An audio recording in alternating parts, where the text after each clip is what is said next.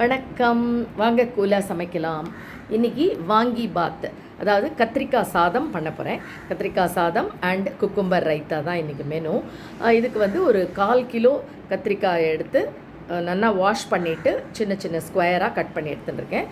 இது வந்து 1 tumbler medium size டம்ளரில் 1 டம்ளர் ரைஸ்க்கானது நான் இப்போ சொல்கிற ரெசிபி. அப்புறமா ஒரு சின்ன தக்காளியை வந்து துண்டு துண்டாக நறுக்கி வச்சுருக்கேன். இது வந்து ஜஸ்ட்டு டேஸ்ட் ஆடர் தான். தென் 2 மீடியம் சைஸ் வெங்காயத்தை பொடியாக நறுக்கி வச்சுருக்கேன். இப்போ ஒரு இல்பச்சட்டியில் நம்ம இந்த பொடி ரெடி பண்ணி வச்சுருக்கணும். தட் இஸ் தனியா, கடலைப்பருப்பு, மிளகா வத்தல். தனியா 1, ஒரு குவான்டிட்டினா கடலைப்பருப்பு 2, தென் ஒரு 10 மிளகா போட்டு அதை பெரட்டி அதை வந்து ஆற வச்சுருக்கேன்.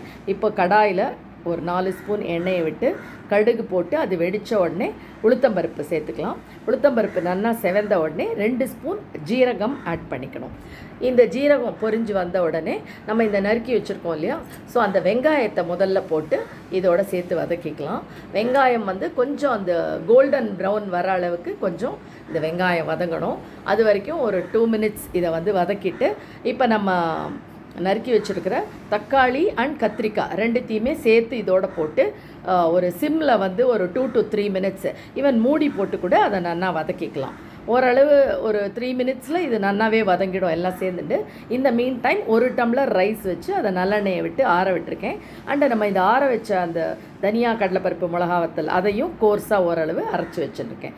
இப்போது இந்த வதங்கின வெங்காயம், தக்காளி, அந்த கத்திரிக்காயில் தேவையான அளவு உப்பு, மஞ்சப்பொடி சேர்த்துட்டு நம்ம இந்த அரைச்சி வச்சுருக்கோம் இல்லையா அந்த இன்ஸ்டன்ட் பொடி, அந்த பொடியில் ஒரு 3 ஸ்பூன் பொடி போட்டிருக்கேன். நல்ல பெரிய ஸ்பூனால் 3 ஸ்பூன் பொடியை போட்டுட்டு கொஞ்சமாக டேஸ்ட்டுக்கு இந்த வாங்கி பாத் பவுடர்னு கிடைக்கிறது, ஸோ அதை வந்து வாங்கி வச்சுருக்கேன்.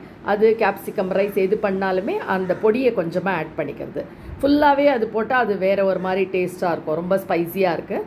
அதனால் அதை கொஞ்சமாக டேஸ்ட்டுக்கு ஆட் பண்ணி இதை நல்லா சுருளை வதக்கி கேஸ் ஆஃப் பண்ணிவிட்டு இந்த நம்ம ஆற வச்சுருக்கோம் இல்லையா அந்த சாதம் நல்லா உதிரியாக இருக்கும், அதை கிளறிட்டு அதோடு இதை போட்டு நல்லா மிக்ஸ் பண்ணணும் நம்ம இந்த பண்ணி வச்சுருக்கிற கறியை.